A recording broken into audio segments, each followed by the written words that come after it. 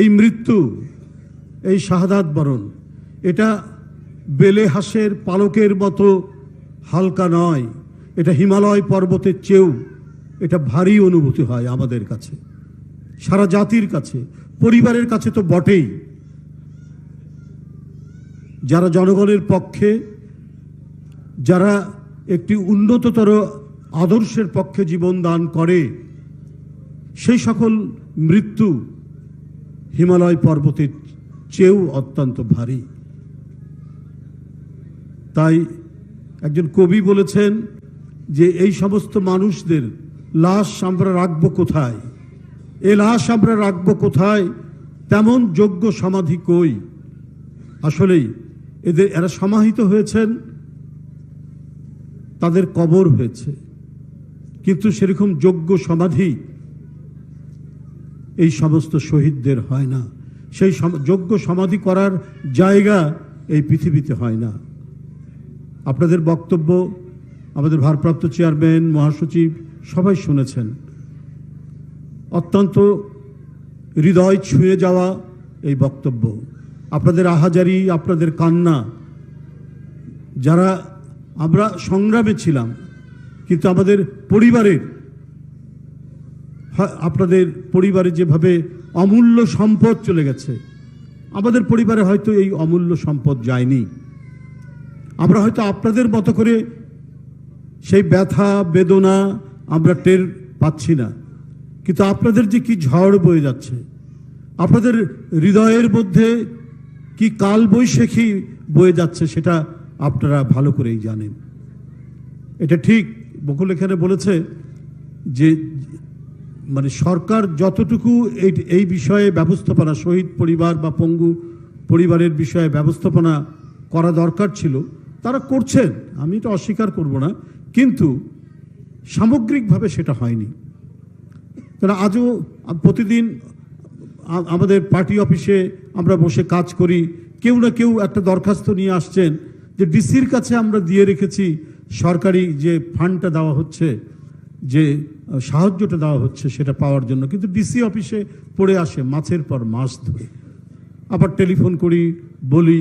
তাহলে এই ধরনের ঘটনা তো একটা দুটো নয়, সারা জেলাতে, দেশের প্রত্যন্ত অঞ্চলে, প্রত্যেকটি জায়গায় যারা আহত হয়েছেন, যার পা চলে গেছে, যার হাত চলে গেছে, যার দৃষ্টিশক্তি নাই, অন্ধত্বের কালো অন্ধকারে যার বাদবাকি জীবনটা কাটাতে হবে, তার জন্য আমরা সেইভাবে এগিয়ে আসতে পেরেছি বলে আমাদের মনে হয় না। এই দায়িত্বটা এককভাবে কোনো রাজনৈতিক দল বা ব্যক্তির পক্ষে সম্ভব নয়, এটা রাষ্ট্রের দায়িত্ব। রাষ্ট্র তার সকল অ্যাপারেটাস নিয়ে, তার সকল ধরনের ইনস্ট্রুমেন্ট নিয়ে এই প্রথমেই দায়িত্ব পালন করা উচিত ছিল। শহীদ পরিবার এবং যারা আহত হয়েছেন, পঙ্গুত্ব বরণ করেছেন, তাদেরকে সামগ্রিক একটা সহায়তা, অর্থাৎ সেই পরিবারের যাতে কোনোভাবেই দুঃখ বেদনার মধ্যে পড়তে না হয়, অভুক্ত থাকতে না হয়, সেই পরিবারের যে কর্মক্ষম তাকে যেন কোনোভাবেই তাকে একটা প্রতিষ্ঠা দেওয়া, এই কাজটি সরকারের করা উচিত বলে আমি মনে করি। এটা হয়নি, মুক্তিযোদ্ধাদের ব্যাপারেও এই বিষয়টি হয়নি। ৭২-৭৫ গেছে, বরং অনেক মুক্তিযোদ্ধাকে হত্যা করা হয়েছে তাদের রাজনৈতিক মতামতের কারণে। তৎকালীন সরকারের বিরুদ্ধে কথা বললে পরেই অনেক মুক্তিযোদ্ধাকে মেরে ফেলা হয়েছে। কথা আছে, কথিত আছে, আমরা বিভিন্ন স্ট্যাটিস্টিক্স দেখেছি, পরিসংখ্যান, যেখানে ২০,০০০ মুক্তিযোদ্ধা যারা বামপন্থী রাজনীতি করেছেন, যারা জাসদ করেছেন, তাদেরকে হত্যা করা হয়েছে। সেদিন যদি সকল মুক্তিযোদ্ধাদের তালিকা করে তাদেরকে পুনর্বাসনের ব্যবস্থা করত সরকার, আজকের মুক্তিযোদ্ধারা রিক্সা চালাতো না, আজকে মুক্তিযোদ্ধারা ঠেলাগাড়ি চালাতো না, আজকে মুক্তিযোদ্ধারা জীবনযাপনের জন্য হাহাকার করতো না। সেই দিন রাষ্ট্র ব্যর্থ হয়েছে, সেই দিন রাষ্ট্র প্রতিহিংসায় ভুগেছে, সেই দিন রাষ্ট্রে যারা দায়িত্ব ছিলেন পরিচালনা, তারা যদি দেখেছেন স্বাধীনতা যুদ্ধে অংশগ্রহণকারী যে মুক্তিযোদ্ধা সে তার বিরুদ্ধে কথা বলছে, তার নিস্তার পায়নি। সেই পুনরাবৃত্তি যেন এই জুলাই আগস্টের যারা শহীদ হয়েছেন তাদের একই যেন পুনরাবৃত্তি না হয়।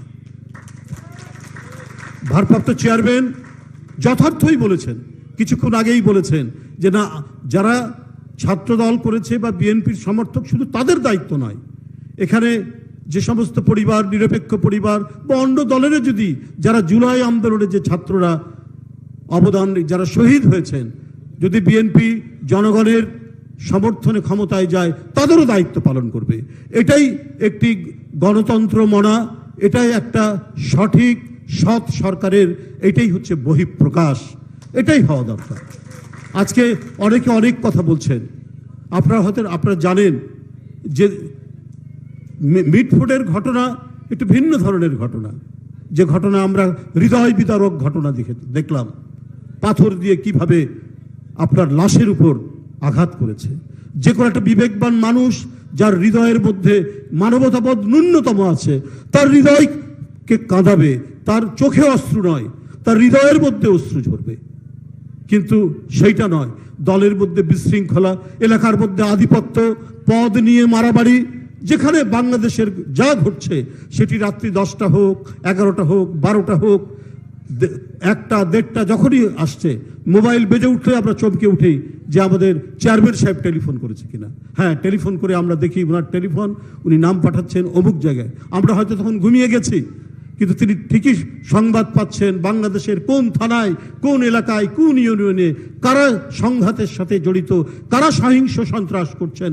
দলের লোক প্রথমেই তিনি তাদের ধরছেন এবং সেটাকে শাস্তির আওতায় নিয়ে আসছেন। কেউ বহিষ্কার হচ্ছেন, কারো পদ স্থগিত করা হচ্ছে, কাউকে নানাভাবে শাস্তির আওতায় নেওয়া হচ্ছে। প্রতিদিন ঘটনা হচ্ছে। আমার জানা মতে বিএনপি জেলা, উপজেলা এবং কেন্দ্রীয় পর্যায় থেকে এখন পর্যন্ত 6,500, 7,000-এর কাছাকাছি নেতাকর্মী বিভিন্ন পর্যায়ের তাদেরকে শাস্তিমূলক ব্যবস্থা গ্রহণ করা হয়েছে। অঙ্গ সংগঠনগুলো তারা প্রতিনিয়ত এই ব্যবস্থাগুলো নিচ্ছেন। গতকাল মিটফোর্ডের ঘটনায় কেবল আমি যুবদল, ছাত্রদলকে আমি কথা বলছি, নাসিরের সাথে কথা বলছি, মুন্নার সাথে কথা বলছি যে কি ব্যাপারে ঘটনা, কি করছে তোমরা। তারা ইতিমধ্যে ভারপ্রাপ্ত চেয়ারম্যানের মেসেজ পেয়ে গেছেন এবং তারা বহিষ্কার করে দিয়েছেন। অলরেডি তারা আজীবন বহিষ্কার। তো এই ঘটনাগুলো বিএনপি থেমে নেই। যারা বিশৃঙ্খলা সৃষ্টি করবে, দলের অভ্যন্তরে হোক অথবা সাধারণ মানুষের উপরে হোক, সেই ক্ষেত্রে কোনো ছাড় দেওয়া হয়নি, কাউকে ছাড় দেওয়া হয়নি।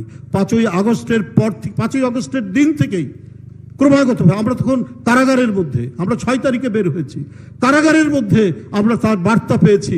সেইখান থেকে আমরা কাজ শুরু করেছি যে কোনোভাবেই কোনো মানুষের যাই হোক দোষর, সে আইনের আয়তায় আসবে। কিন্তু আমার দায়িত্ব নয় যে কারো বাড়ি গিয়ে ভেঙে দেব, কারো বাড়ির জিনিস আমি লুট করে নিয়ে আসব, কারো বাড়ির পুকুরের মাছ আমি ধরে সেটা নিয়ে আসব, কারো গোয়াল ঘর থেকে গরু নিয়ে যাব।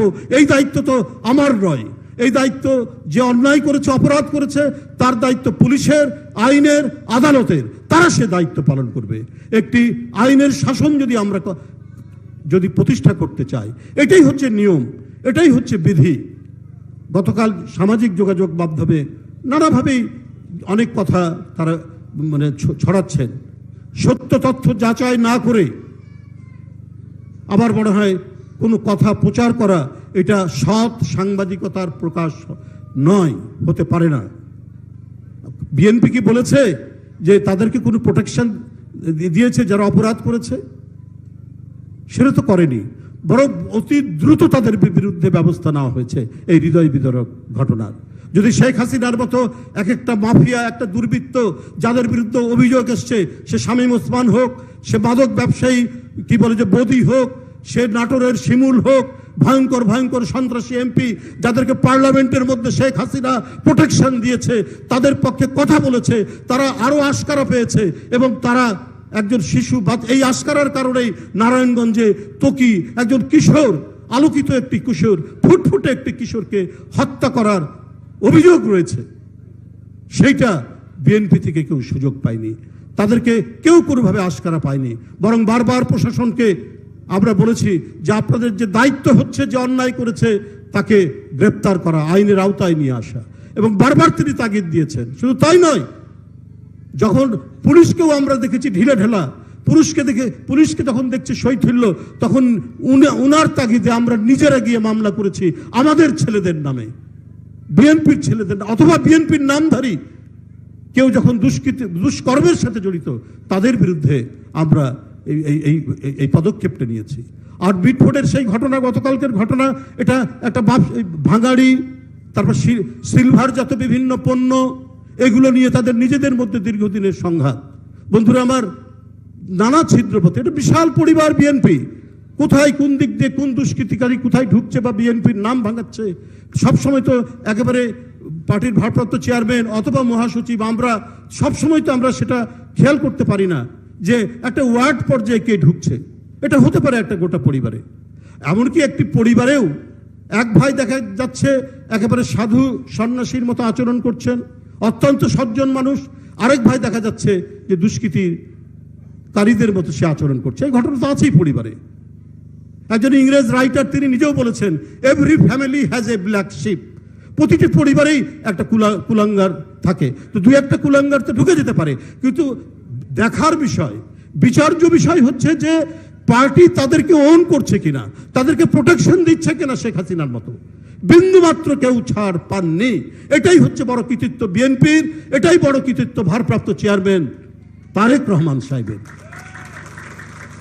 এবং এই কারণেই আমরা গর্বিত, এই কারণেই আমরা অনুপ্রাণিত যে না, যারা সজ্জন মানুষ, যারা আলোকিত মানুষ, যারা সমাজে ভদ্রলোক, তারাই বিএনপি করতে আসবে, তারাই বিএনপি করবে। এটা জিয়াউর রহমান সেই জিনিসটা সৃষ্টি করে গেছেন তার রাজনীতি দিয়ে, তার কর্ম দিয়ে, তার সমস্ত কিছু দিয়ে। এই কারণে জিয়াউর রহমানের আমলকে এখনো যাদের বয়স অনেক বেশি তারা বলে, ভাই তার আমলে আমরা দরজা খুলে ঘুমাতে পারতাম। এইরকম একটা কি ভয়ঙ্কর 72 থেকে 75 একে ধরে তাকে ধরে। জাসদের এক নেতা আমাকে বলেছেন, আমরা প্রেস ক্লাব থেকে মিছিল নিয়ে যাচ্ছি, পিছন দিক থেকে রক্ষী বাহিনী দুজনকে ধরলো। এই যে ধরলো তার আর হদিশ নেই আজ পর্যন্ত জাসদের, তখন তার বিএনপি হয়নি জাসদ। সেই জায়গা থেকে জিয়াউর রহমান শান্তিময় একটি দেশ, গ্রামে গঞ্জে চুরি ডাকাতি বন্ধের জন্য গ্রাম প্রতিরক্ষা বাহিনী করেছেন, আপনাদের মনে আছে তো অনেকে। এগুলো করার মধ্যে দিয়ে যে পরিবেশ তৈরি করেছিলেন, এই কারণেই বহুদলীয় গণতন্ত্র টিকে ছিল। জিয়াউর রহমান তিনি পুনর্প্রবর্তন করলেন এবং টিকে ছিল। সেই ধারা বেগম জিয়া সেই পতাকা ধারণ করেছেন, সেখানে কখনো আপোষ করেননি।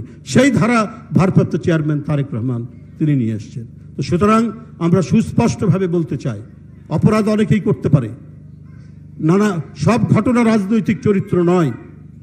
দুষ্কৃতিকারী ওই এলাকার কোনো ব্যবসা নিয়ে যারা জড়িত, এটা তো এতক্ষণ ধরে একটা ঘটনা হলো, তো প্রশাসন কেন চুপ থাকলো?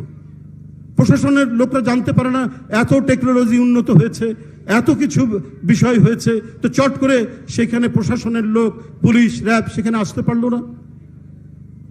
যাই হোক, আমি আর বক্তব্য দীর্ঘায়িত করব না। এইরকম নানা মাস্টার প্ল্যান কিন্তু ঘটতে থাকবে, আমাদেরকে সতর্ক থাকতে হবে, কোনো ধরনের বিভ্রান্তির মধ্যে যাওয়া যাবে না।